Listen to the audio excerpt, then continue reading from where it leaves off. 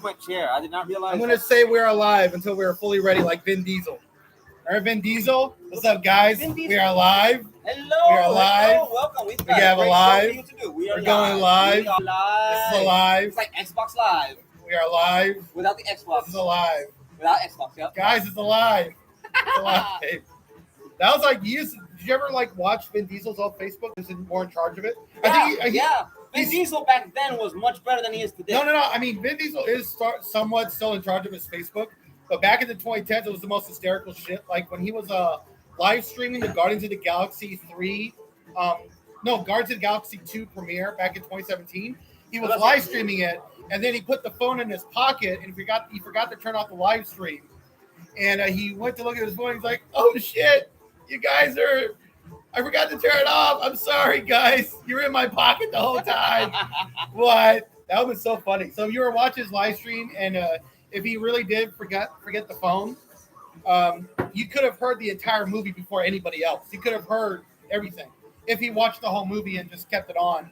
But he found the phone. But he found the phone and realized it before he even walked into the theater. That was the funny part. If he never did that, we could have heard the whole movie. Shit, man! Who told Vin Diesel his phone was on? Yeah, and also when the Triple X third movie came out in what was it, in January of 2017, and it did well at the box office, and he took a selfie with him half naked in a bathrobe to celebrate the box office opening weekend. That was so funny. Vin Diesel needs to have more freedom on his social media. Fix your iPads. Like, I'm trying to get to. Or when he was lifting weights, he was pumping weights, and he was like, "I'm working out for the family." And he's like lifting weights, and the phone is moving with the weights. He's like this. I'm working out for the family. I'm working out the family. I'm working out for the family. This is all for family. Yeah, but anyways, what are we talking about? We're talking about game studios, development, and game devs. We're talking about game studios and game devs who are super jealous of Larian Studios. Envy for Larian Studios only having 400 workers or 500, 400, somewhere around there, and they made one of the greatest video games of all time. They one of the greatest CRPGs ever made, and with like over 17,000 different variations of hundreds of different endings that you could get in the game. And it's such an incredible game where every choice, the tree branching storytelling in the game is amazing. Whatever choice you make has dire consequences for everything you do. And these game devs over the summer were, well, one of them was upset about. His name was, I think his name was Xavier or Excalibur on Twitter. It was called X. It was called X. Was located on X. That's the funny part. But Excalibur, he said he was worried about this because he was afraid that game devs were all going to be held to the same standard as Larian. Well, in all games, and that wasn't true. I'm like, no one is going to look at Stray and say Stray should be like Baldur's Gate 3. No one was saying that in 2022 when Elden Ring came out. No, I was saying this. But go ahead. Stray is not a.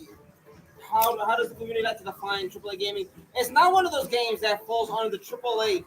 It's an indie game. Grasp. Yeah, it's an indie game of a game. It's an indie game from a smaller studio, and they made a game that should be counted. Stray should be compared to other indie games. To me, Stray should not be held as the monumental beacon for what games should be. Right, it's an indie game. It is an indie game that should be held as an example of what games can be. An indie game. Indie development. Yeah, and no one is saying that indie game devs should be like Larian Studios, but I feel like that became the talking point because Larian Studios, for all intents and purposes, is an indie game studio. It's just a bigger studio, and this is their first real like AAA game release. I have to ask for people who don't know. I'll play the. That's really expensive. I'll play the devil's advocate. I'll play the gamer that knows, and then I'll play the fool who's like, what? Yeah.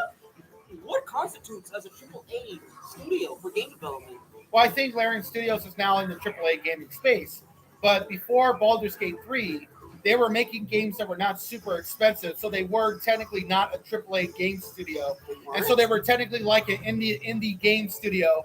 And this is why some devs were like, oh, I hope not all of us get held to the same standard because not all of us have like 400 people working under the same company. and nobody was doing that, but they decided to make that the talking point. Wait, why? You know? Why would they say that? Why would they make that the talking point? Well, I guess because they were afraid that they were going to be held to the same standard because Larian Studios is also not a AAA game studio.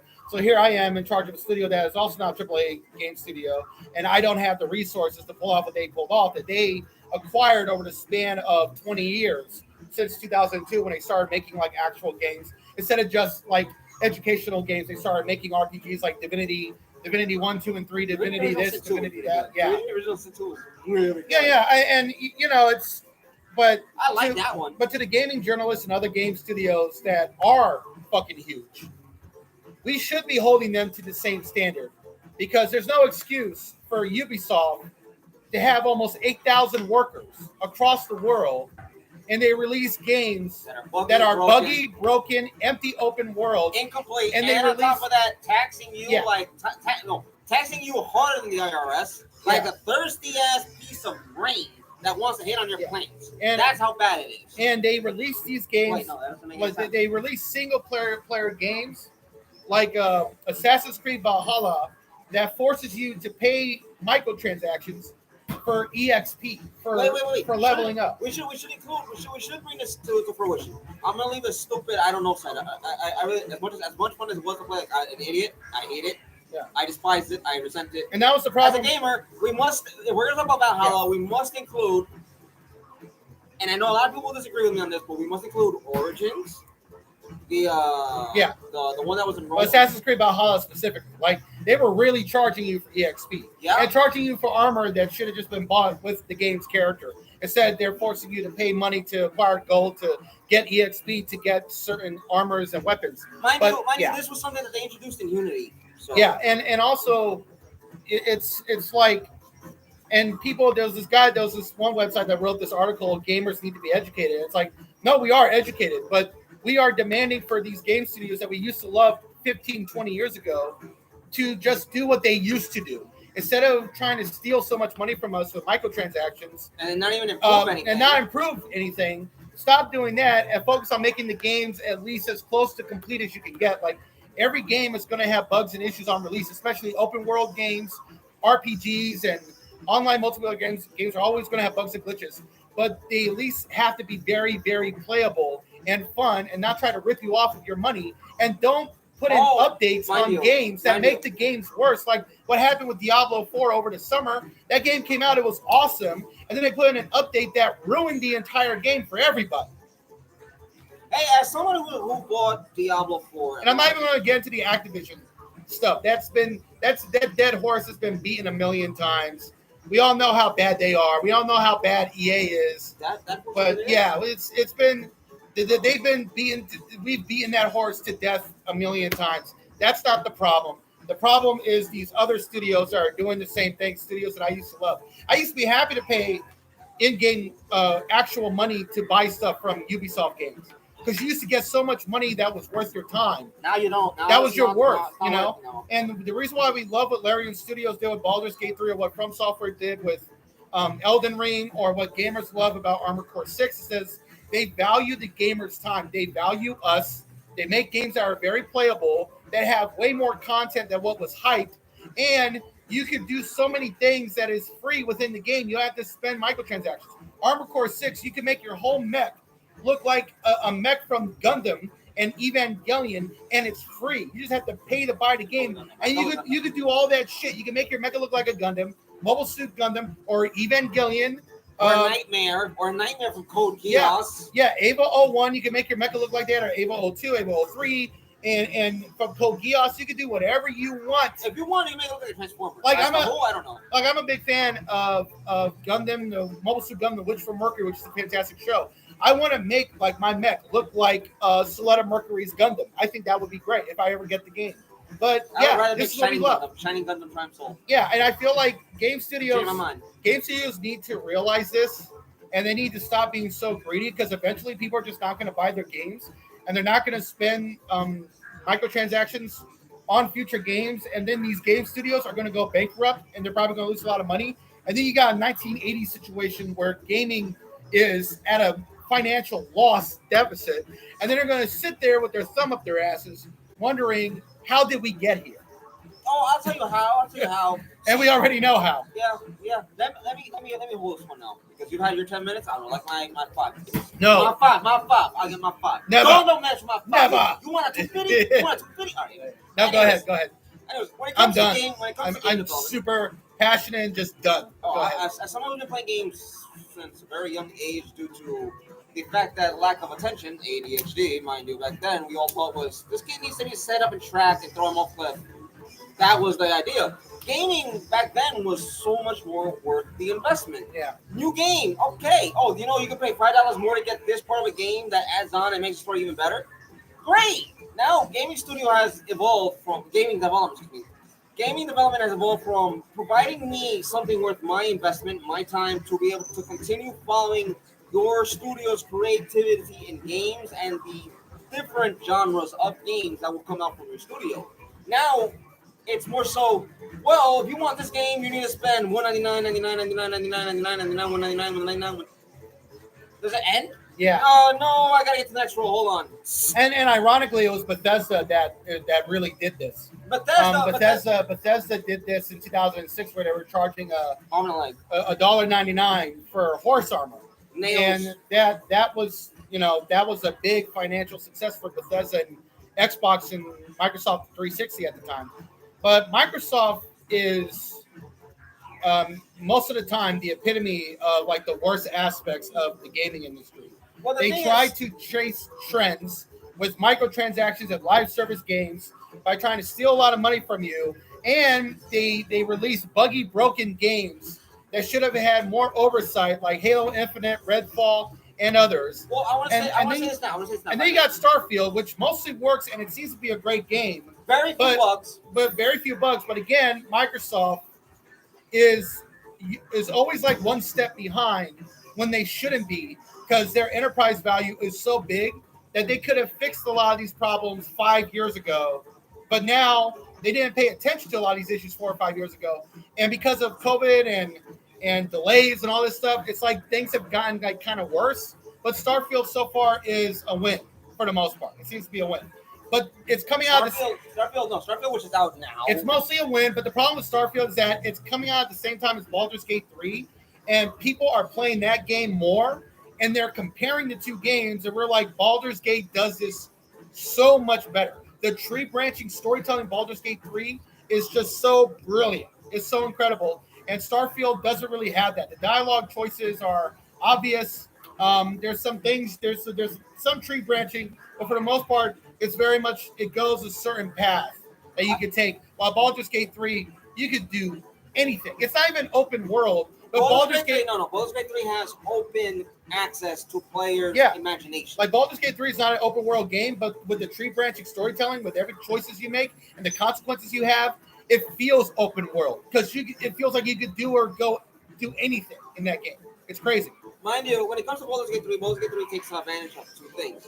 One, it takes advantage of players' imagination on how to resolve each approach. Yeah. And two, is it allows players to explore what it is they're doing without being penalized about, you need to pay $5.99 in order to access the rocks that'll kill your enemies DLC bundle pack add-on. Yeah. Or additional add-on. But the thing is, Baldur's Gate 3 has been thoroughly thought out. It's an idea that's been built on for decades, is what I want to say. Of course, Larian being able to use the concept in which they've used in many of their games continues to evolve on that. That's the thing that helps them as a studio to stand out. Not just D&D. It's their tree-branching dialogue storytelling. Yeah. Other game studios, development, and publishers, I think, want a simple, quick-to-the-book, easy access, I get your money, haha, here you go. Yeah. And then I'll think about adding you DLC. Starfield is a game that, having played only 4 or 5 hours of right now, I'm enjoying. Yeah. And of course, if I were to tell Bethesda, fuck your story, I'll play the side quest first. Yeah, you know what's crazy? I'm trying to get through the main quest, but the first 10 hours of Starfield, the side quests were far more interesting. Like, the main quest is good, but it's kind of lame because it's a humongous fetch quest. That's all it is. Mm-hmm. That's the basics of what it is. It's the most. In the beginning of it, it's like very not interesting. I do love the characters that you work with in Constellation, but it's a fetch quest. The side quests feel like actual missions, and you got to strategize. You got to think 10 steps ahead. and you gotta do all types of shit to be prepared to do these space battles and also to do gun battles and stuff like that. Like when I was going in, there was this woman on the run that I had to get to interrogate to go here to catch this ship that had been hijacked. I'm very And persuasive. I and, have to and submit to anybody. when you go to take her on, she has all these robots and these guns that are shooting at you, and it's really really tough. And I'm stuck and I'm dying a million times. So I restarted everything. I went back to a previous save. I went back, I searched around, I found this really powerful gun that is really great at killing robots. So I was like, okay, let's see what this does. And then I left the planet, I went back to Jameson. I bought a lot of health packs because I jettison Atlantis, New Atlantis. I went back there in what's the area of the solar system? It's not the Goldilocks area. It's the other area where it has populated planets to live on. But I went back there and I bought a lot of health packs. I had like 14 health packs because I ran out of health packs. I only had like 2 or 3 and a lot of food. So I bought like 10, like 12, 13 health packs. I went right back. I had the gun. I killed all the robots. I killed all the guns. I was healing myself. And then I finally broke down the door and I caught the chick and I interrogated her and I was able to progress in the mission. But that's the thing. You got to remember about Starfield. It is an open world RPG. You have to be prepared. You have to think ahead. You can't just go in guns a-blazing consistently because you're going to die a million times. I'm playing on easy mode, and you're going to die a million times. I found it to be exciting because I did the side quest. I forget the name of the stuff, but it's the one where you're chasing the terraforms guy on Mars. Rather than going guns blazing killing the pirates, I paid off the debt, and then it said go kill the pirates so we can get that spot and get them. I was like, are you fucking kidding me?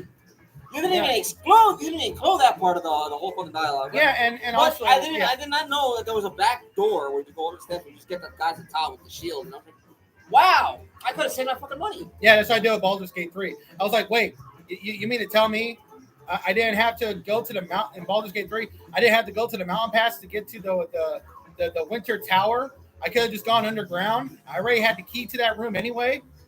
Because when you go to the mountainside and you're under level 5, everybody in that area is going to kill you.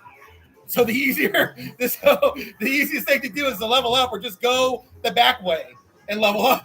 Instead of just take the mountainside later, when you're at a high level. But and also people also have to understand now, and I really did appreciate Jason Schreier, who wrote an article about this and talked about this on Twitter, because this was the context that was needed to understand why Baldur's Gate 3 was such a huge success. Is that Larian Studios is not a publicly traded company. So they were not forced to release a broken game. On top of that, 2 years ago, microtransactions focused first. Yeah. Like EA and Activision and Ubisoft, and who's the other one? EA, Activision, Ubisoft. I know I'm missing one of them. But I know those are the 3 main of the triumvirate of the gaming titan, of the gaming Greek titan. Ubisoft, EA, and Activision. Yeah. But here's the thing. But when Jason Schreier pointed this out, the reason that Baldur's Gate 3 became such a huge success is because Larian Studios is not a publicly traded company. They don't have to answer to shareholders or billionaires or anybody else. And so they were not forced to release Baldur's Gate 3 in an unfinished, broken state 2 or 3 years ago. So what they did is that they put Baldur's Gate 3 out in early access in September of 2020, and it was in early access for over 3 years. So the game was already out, but it was the first act, and they were working and fixing the game for 3 years to make it work. And then they had the full release in August of 2023, and they were able to do that because they're not a publicly traded company. So to understand that context is to understand why these other studios like Bethesda, Activision, Ubisoft, and EA release games that are broken because they're trying to reach a certain Q1 or Q4 earnings. No. They are reaching a set deadline, target deadline, to make their investors money, to make them happy, to get more money, to keep doing the same crappy cycle. But they have to do it at a certain Q. It's a Q1, Q4. They got to do earnings calls, and they have to make a certain amount of money to make their investors happy. But because But that methodology of doing things is also becoming a detriment because if you're releasing games that are broken, people are going to give that game a bad reviews, a bad response, and tell people not to play it or buy it until months later. And then the game isn't selling well, and all of a sudden your shareholders aren't making shit. And then no one is making anything. And this is why Activision keeps releasing a new Call of Duty game every fall, every October, every November. Like Call of Duty Modern Warfare 3 was supposed to be a story expansion for Modern Warfare 2, but then they were like, well, we don't have another Call of Duty game in the pipeline, so let's just make this story expansion Call of Duty 3, Modern Warfare 3, and put it out in Duty Modern Warfare 3 and just put it out in November. And it's like, what the fuck are y'all doing? And Warzone 2 was such a massive disappointment. It was completely unnecessary. It should have just been Warzone 1 and just do a massive update instead of making it Warzone 2 because the launch was terrible. There wasn't like a scoreboard. It was broken and buggy. And I couldn't even play the game for a whole day because the launch was a disaster because they attached it to Modern Warfare 2. So I couldn't play Modern Warfare 2 multiplayer and I couldn't play Warzone 2. So I was stuck single player for a whole day. Like, what the fuck? Well, that's a problem. That's a problem with a lot of Call of Duty players. That they only get Call of Duty for the multiplayer, never for the story. Story doesn't mean nothing. Like, oh, that is multiplayer if you die and then come back. It's and 200 gigabytes for who? Like, I mean, it's 200 gigabytes. When I deleted the thing, I was able to download so many games that came out 10 years ago. It's freaking nuts. At this point, Microsoft, now that Microsoft is technically the owner of Activision Blizzard King, Microsoft should certainly try to reduce the file size. There is no true reason why you need a game to have almost 200, 300 gigabytes worth of storage space. Well, I mean, Microsoft, they deserve to own Activision because they had better arguments because the arguments that Sony was making are the things that they were doing as well. Mm-hmm. Both of them are anti-consumer. And Microsoft, the problem is, unlike Sony, their games come out really buggy and broken, with the exception for Sony being The Last of Us Part 1 for PC. That was a terrible port. That was a terrible. There were a few PlayStation games that also had some issues when it came to porting onto PC. Not all of them. That was the worst one. I said some. Please do me a favor.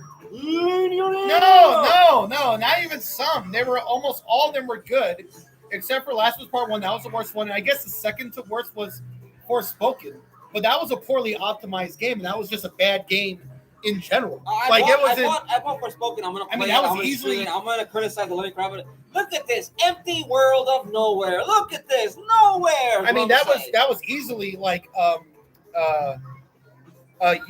what's Square Enix? That's another game studio that's falling apart. That was easily Square Enix's worst game. And Final Fantasy 16 is a really good game, but the reason why the game didn't sell as well is because it was too westernized. And let me tell you something: the game is good.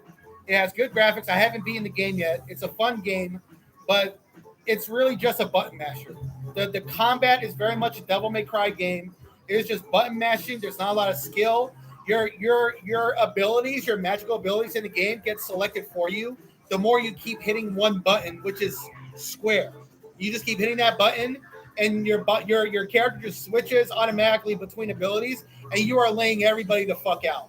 So there's no skill in that game whatsoever. So when it came to the Starfield has way more skill because you got to think 10 steps ahead, and Baldur's Gate 3 has immense skill. You have to strategize with that game. You can't go in guns a-blazing unless you're really high level. I want to say this. Forspoken, its failure was something that was inevitable. The fact that Square Enix wanted to chase a trend of the modern gaming audience. I want to say this right now. Modern gaming audience does not exist. Twitter is not your modern gaming audience. They don't care. They're too busy with frappuccinos, ice mocha latte, Starbucks bars, and or parties of some kind. Yeah, I mean, stop trying to appeal to a woke audience. Stop trying to appeal to super far leftists because I'm friends with a lot of those people. Most of them don't play video games. There's very few of them that do. There's very few of them that actually do care about playing video games. And a lot of them don't really want to see politics in games anyway because they know it's virtue signaling. The ones that are educated know it's virtue signaling because they know those game studios and those companies don't care about their LGBTQ workers. They get treated like shit. Their black and brown workers also get treated like shit and never get promoted due to conscious and unconscious racist biases. And they know it's bullshit. I mean, we know the stories. You know what happened Fool's with gold. Fool's Yeah, gold we know- will only fool a fool yeah. who's unaware of what gold is. When- Gold will fool no one when they know what gold is and how rare it is. Yeah, nobody. I wasn't surprised. I mean, I was shocked, but I wasn't really surprised that Activision Blizzard was being sued by the state of California for sexual misconduct, discrimination, and mistreatment of workers, especially female co-workers, and other demographics as well. Don't forget, After- that female employee that died and killed Yeah, herself. to kill herself they because of shamed her being they sexually shamed harassed her and said- strained her. She was being sexually harassed, but that all came out a year after they were doing the whole Black Lives Matter posts, and we now know that was all bullshit. What they were saying, it was just virtue signaling, trying to Pride Month. I want to get positive buzz to make money. I want to say this, and I know a lot of people are going to take issue with it. Pride Month is a month in which the LGBTQ Rainbow Coalition and whatever else, Which is a great month. I celebrate that month every month. Celebrate. Yeah. However, when these companies, when all of these major conglomerate companies, all of these major media, multi-outlet, whatever kind of companies that put rainbows on their logo, on their icon, They only care about money. They want your fucking money. You are a piece of shit. And I will give them money to make them richer. Yeah, they only you want mean money. nothing to them. They only want money. And we can see that now because on all their diversity initiatives they've done since 2020 hasn't made any money for them. They're losing billions on streaming. So all the diversity people that they hired for specifically diversity in the workplace and in TV shows, all those people have been fired. They've all been fired in the last 3 months. They're gone. They're all gone. That's not just gaming companies. And that's not to say that they're terrible at their jobs. It just lets you know where these companies' minds are at, and they are not your friends. They only want money from you. The Kardashian family are also not your friends. There's a reason why they do not let their children. Wait, we just straight off game development. I know. I'm sorry. I'm just trying. It's a broader point. The reason why the Kardashians don't let their kids watch their own show because they know if they're exposed to materialism, they will grow up to be very selfish, isolated, and disconnected from caring and having empathy for others. And that's what they're doing to other people's children.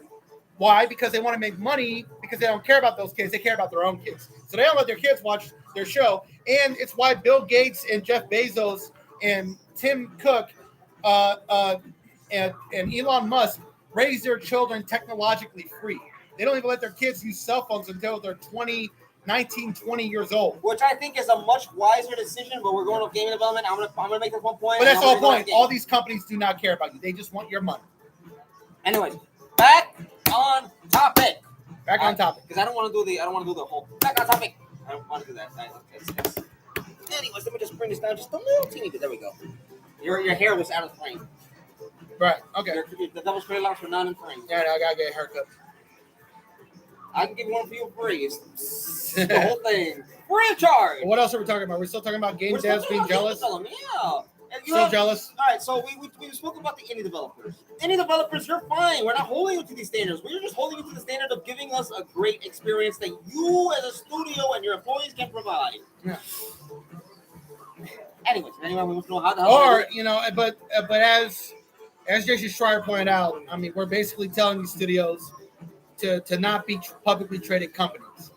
And in a very extreme capitalist society, especially in America and parts of Western Europe, they're never going to give that up because they're making too much money.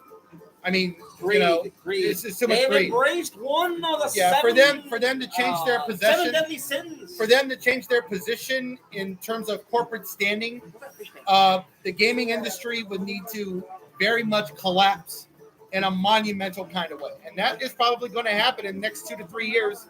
I say 3 to 4. Next 2 to 3. I say 3 to 4. Yeah. 3 to 4 because of the fact that you have companies like Sony, you have companies like Microsoft, and then you have Tencent and Embracer Group gobbling up all the smaller developers. Yeah. All these developers with IPs and access to technology. Yeah. Gaming is going to be restricted to either 4 branches. Your Xbox, which is trying to go console-less and more of a streaming service. So we'll take them off of one of the possible potential causes that will bring down the gaming as a whole industry. You have Sony, you have Tencent, and Embracer. They're none of your friends. To all the people defending, although they are pro-consumer. Tencent is pro-consumer. Tencent? I got to give Tencent credit. They do release games that work. They're fun. They're so addicting. They make you want to pay microtransactions. I mean, I remember when I got my stimulus check, I spent $200 on League of Legends Wild Rift because that game was so awesome, bro. I bought every character, like almost every character on that game. I spent $200 on that game, and it was so awesome. But see, that's again Tencent and Nintendo as well. They have that niche. They know how to appeal to a wide gaming audience, but take your money.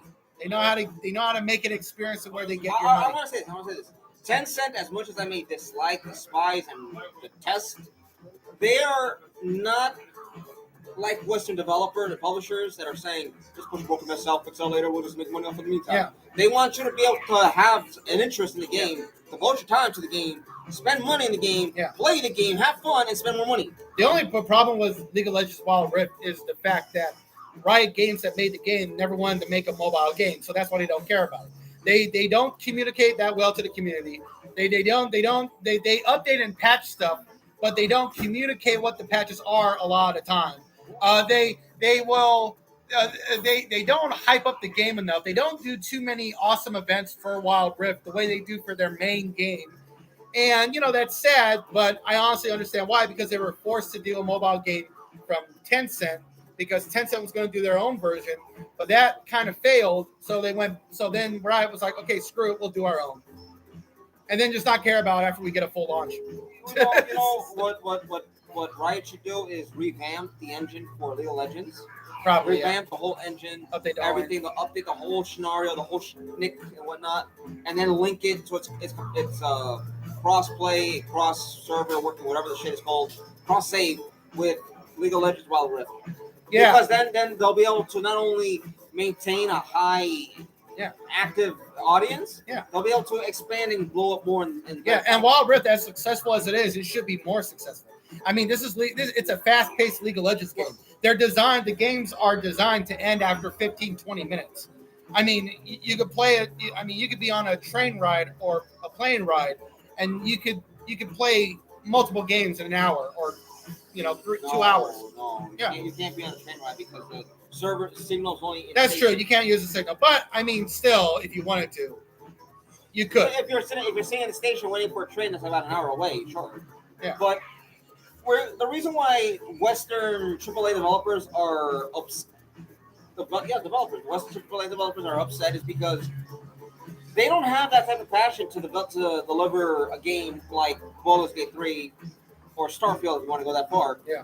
They don't have the passion to deliver that because they're so used to just putting their nose to the grindstone, letting it shave and file. Yeah. And so now they're like, yeah. And Baldur's Gate 3 was made by fans who love video games and love Dungeons and Dragons, who are making Baldur's Gate 3, and they're very much passionate about gamers. They have so much empathy towards gamers, and they listen to the feedback, and they fix bugs and glitches. They even fix bugs and glitches to make mods better that are created by modders on PC.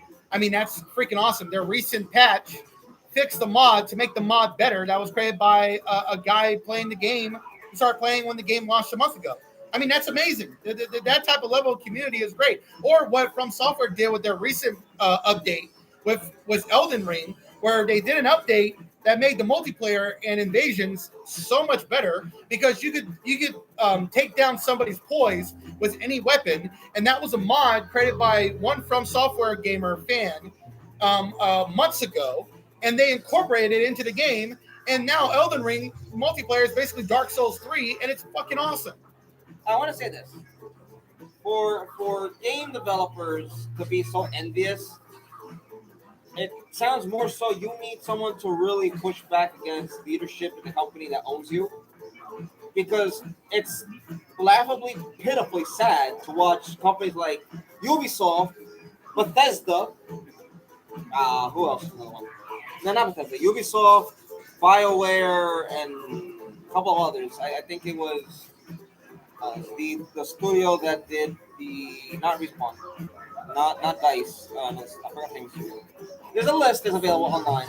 I strongly encourage people to look it up. These studios that are AAA owned, they need someone to push back against leadership, to push back against the CEO of main company and tell them, No, it's not going to be out by then. It's going to need more time. We need to finish resolving whatever, or we need more time for development. Yeah, they're not going to learn. One delay to the next quarter is not going to solve any issues. And they're not going to learn. They didn't learn. They didn't learn. Like EA and all these studios didn't learn from EA's disastrous launch of Star Wars Battlefront 2.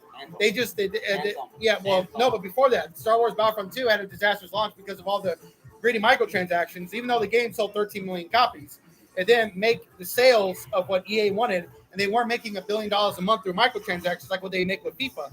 So it's considered a disastrous launch and a disappointment. And there's no Battlefront 3. They need to get rid of.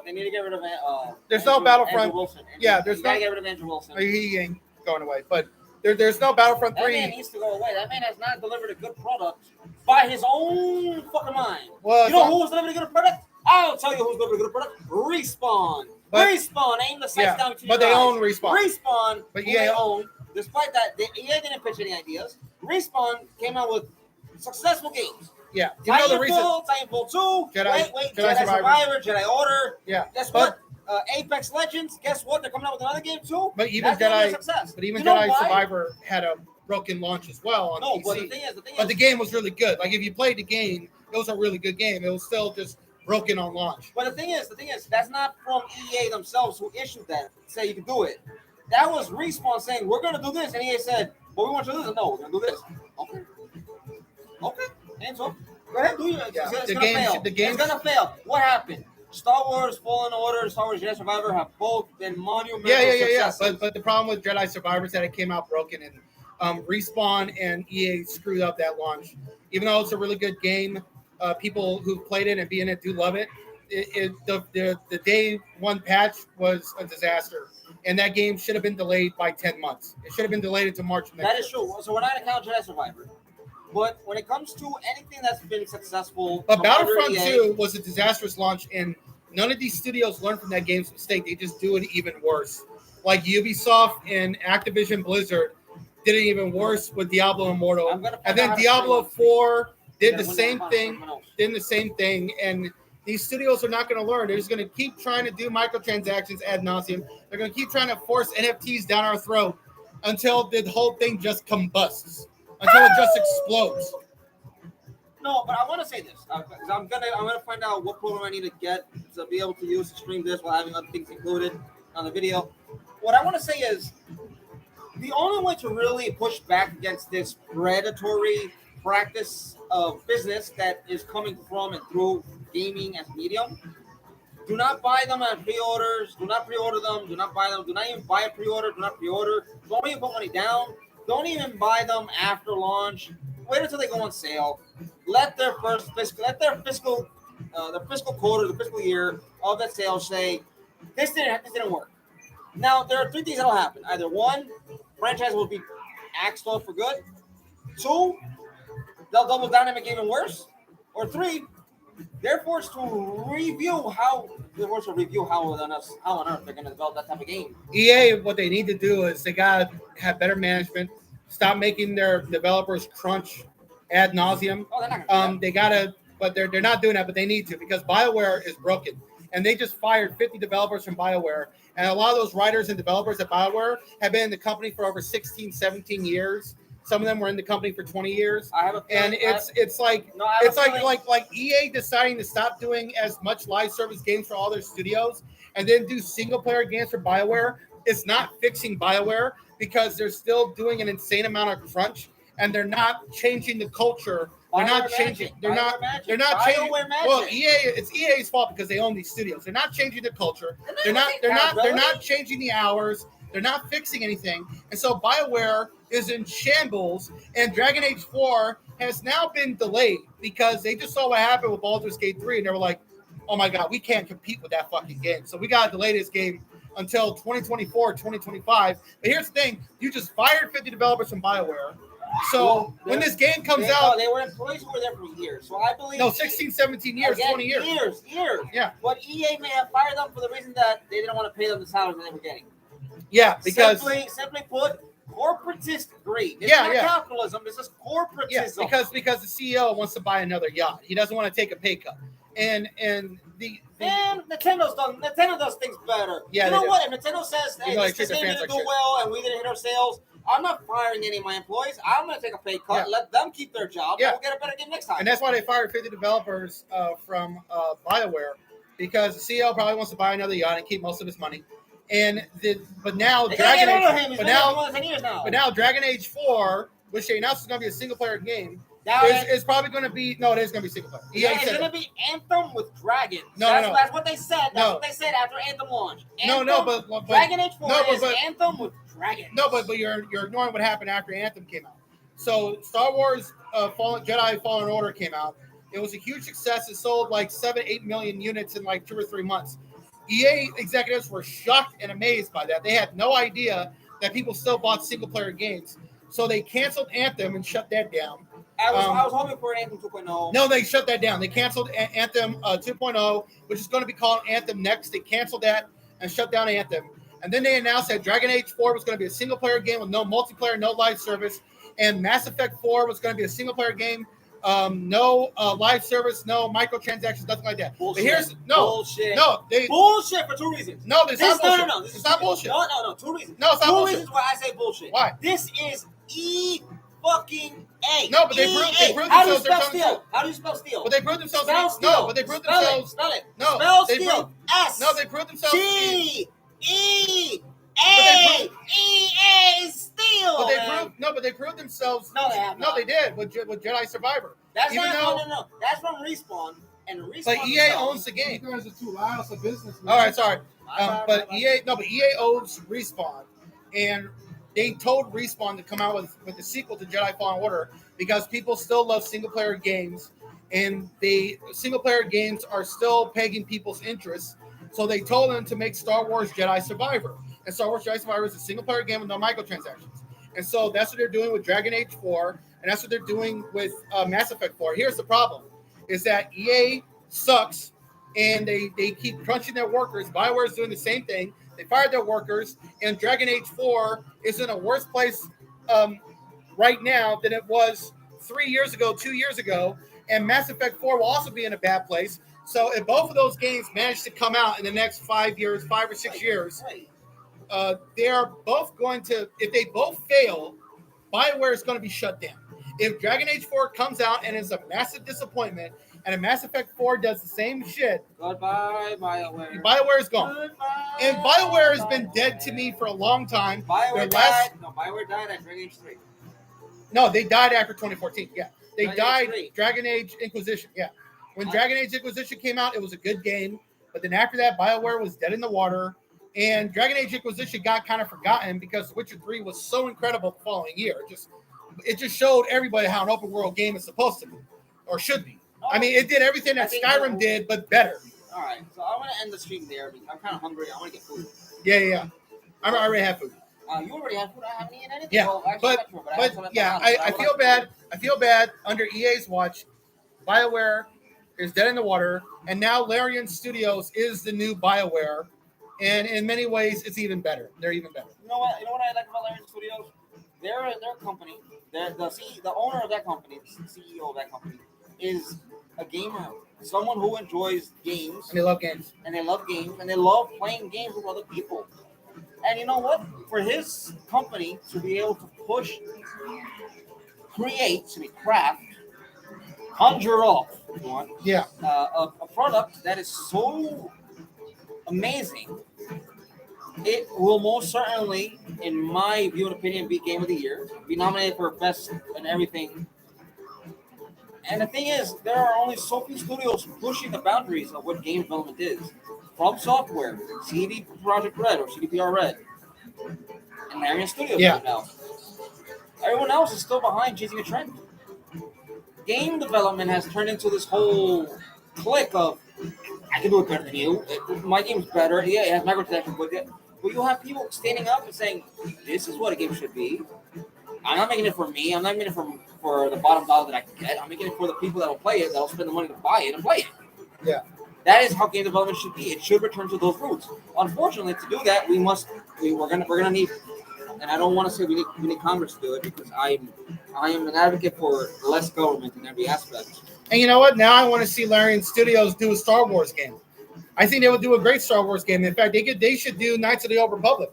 right? No. Right? I would love if they remade Knights of the Old Republic and made it canon, the whole story canon, and not just Legends, but the whole thing canon, and did it almost exactly the way the original one was done, but stay faithful to the story, but change some things, tweak some things, and keep the visuals, the gameplay, the graphics. I would love that. In fact, since Brandon Sanderson's books are not getting adapted into movies and TV shows right now because of the writer strike and the actor strike delaying stuff, and also Brandon Sanderson pointed out that Amazon series, their fantasy shows, have been hugely disappointing in terms of viewership because Wheel of Time is not a good adaptation. Although I heard people have told me that season 2 is better. I'll check it out. Lord of the Rings and Rings of Power, absolute dog shit, and it was the lowest viewed rated show on Amazon in streaming. No, it was the highest viewed for Amazon, but the lowest rated overall. And that's not good for a show that cost $467 million. Well, but Brandon has a studio that does board games that are doing a board game adaptation of his fantasy epic books called the Stormlight Archive. And so I'm thinking to myself, that would be great if Larian Studios did a video game adaptation of the Stormlight Archive tabletop RPG, which is an adaptation of the books. I think that would be awesome. I think Larian Studios, that could be their next game. And if it's a really huge success, a lot more movie studios and streaming services will be like, you know what? That's a huge success. Brandon Sanderson he makes millions of dollars selling books. He's a popular book writer. He has a built-in fan base. Let's do an adaptation of Stormlight Archive. No, they're not gonna do it. They're not gonna do a proper adaptation. Well, with Brandon Sanderson in charge, it would do well. And believe me, he said consistently that it's his way or it's the highway, and that's why things are kind of at a standstill, especially since these epic fantasy shows are not doing as well. Ladies and gentlemen, I'm gonna let this whole stream end. House of the Dragon killed the competition. It just did. House of the Dragon killed the competition. You said the Orville did better. No, House of the Dragon. Okay. I mean, the House of the Dragon just killed. No, in terms of like. That'll be another video. No. But I'm saying that like after 2017, every studio was looking for the next Game of Thrones, and the next Game of Thrones just turned out to be Game of Thrones, and so the competition is just. Well, there's no way to top something that's great from its own franchise. Yeah. And if you try to remake a franchise, you're gonna destroy it. HBO just knocks it out of the park for the most part, except for The Idol. That was terrible, but that's a different topic. Anyways, this was great, guys. I got one viewer. It was great talking about this. I want to get back home and play Baldur's Gate 3 some more. Hit that like and subscribe, and see you guys later. Have a good one. Take care. Live long and prosper.